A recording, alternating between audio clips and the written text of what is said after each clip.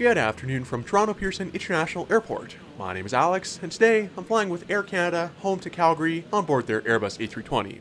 And yes, this is another ancient trip report from December of 2019, but this was a business class flight, so automatically it's already a bit more interesting, and I think the footage still holds up. I just landed here on my previous flight from Orlando, and this international to domestic connection involved a brief bus ride with some pretty cool views. From there, it was up this escalator to the domestic gates, and an elevator to Air Canada's Maple Leaf Lounge. The domestic Maple Leaf Lounge in Toronto is huge, with plenty of seating, food, and some great views of the airport. However, upon entering, I saw this sign for the then-new Air Canada Cafe, and decided to go check it out.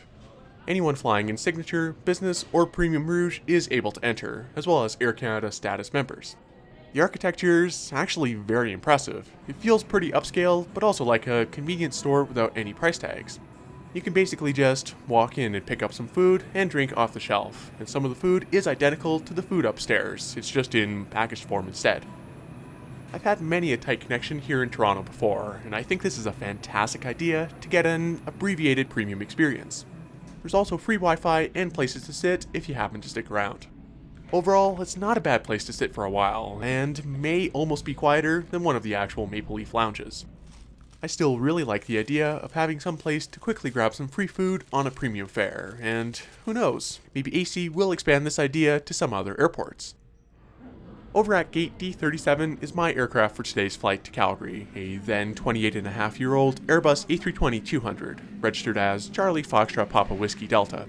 This A320 was first delivered to Canadian Airlines International in 1991, then moved over to Air Canada, where it's flown since. Sadly, since filming this, it has been retired, and left the fleet for good in 2021. Now, I've flown economy on Air Canada's A320 countless times, but never before in business, so let's go see what it's like.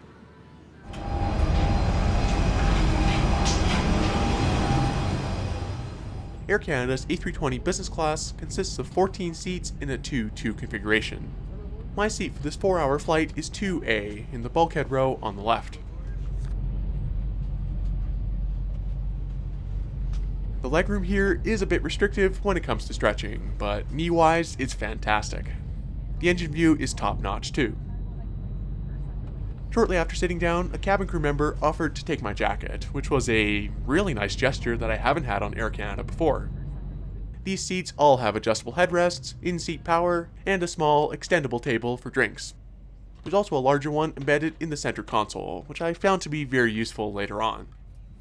The same cabin crew member then came around handing out water bottles, as well as earbuds, newspapers, and the menu for today's flight.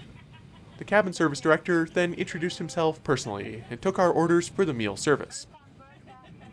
As we push back and taxi out for de-icing, it's clear that there is no shortage of interesting aircraft here at Canada's busiest airport.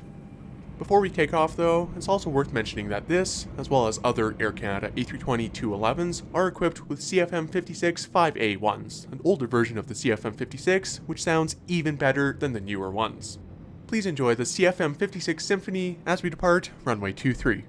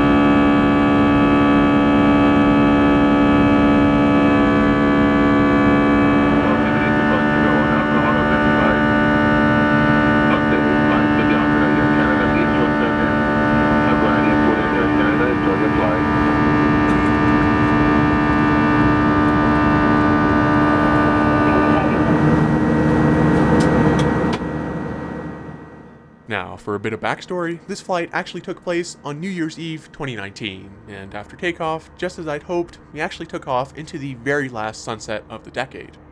At the time, it was a pretty poignant moment, but maybe a bit less so now that I'm uploading it over 2 years later. Meanwhile, hot towels were handed out as the crew prepared for the meal service. The cabin service director addressed me by name, asked for my drink order, and handed out Air Canada's usual bowl of warm nuts. I also went for a cup of coffee with some cream and sugar.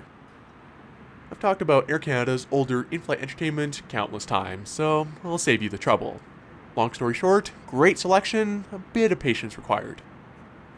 The screens in the bulkhead row are also a little harder to reach, and they do feel a bit small.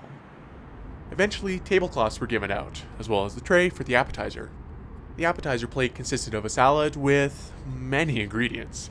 Air Canada salads can sometimes be hit or miss for me personally, but this one was a really nice mix, and I thoroughly enjoyed it.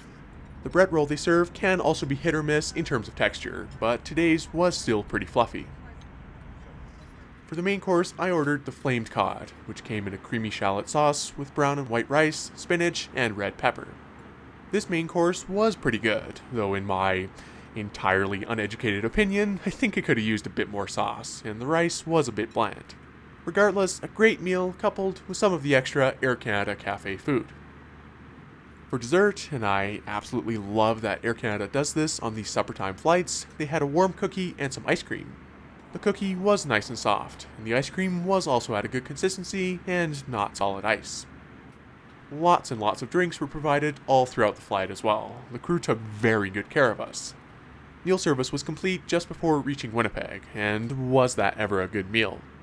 Of course, I'm not totally sure how it looks today on these supper time flights, but I know AC has brought back the plates and cutlery at the very least. The front lavatory on this A320 is a bit cramped height-wise, but it's roomy enough everywhere else. On this A320, there's also Wi-Fi on board for purchase, though I decided against it today. In the seat back pocket, Air Canada's literature package was pretty light on this flight. There's the usual safety card, the current month's issue of En Route, Air Canada's in-flight magazine, and a donation envelope for the Air Canada Foundation. Also, is passenger shaming still a thing? If so, I have a submission for seat 3A. An hour before landing, the crew also came around with a huge basket of snacks, and I opted for a can of Pringles. The rest of the flight went by in the pitch black of December in Canada, and we started our descent into Calgary for a windy arrival on runway 35 right.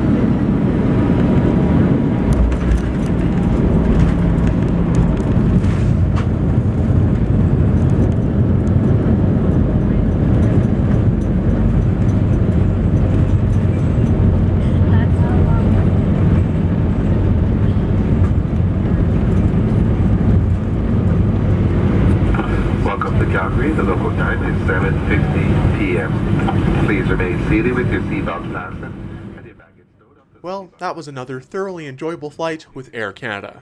I find AC's overall business class experience is always top-notch, and it's just such a nice way to fly. Of course, this was back when the problem facing most airlines around the world was the 737 MAX grounding, and so it was no surprise to be flying on an older A320 like this. Even so, the seats themselves are still decent. They're super wide and comfortable, even if the backrests could use some new padding. And although the in-flight entertainment isn't the best, it's better than nothing. All things considered, Air Canada's done a great job of keeping the cabin looking fresh after so many years. The real stars of this flight, though, were the crew. They were so friendly and approachable, and like I said before, took very good care of us. Their colleagues on the flight deck also invited me up after landing, and I had a great chat with our captain. Once again, this was a wonderful flight to end 2019 on, and Air Canada's A320 business class is still a very nice way to travel.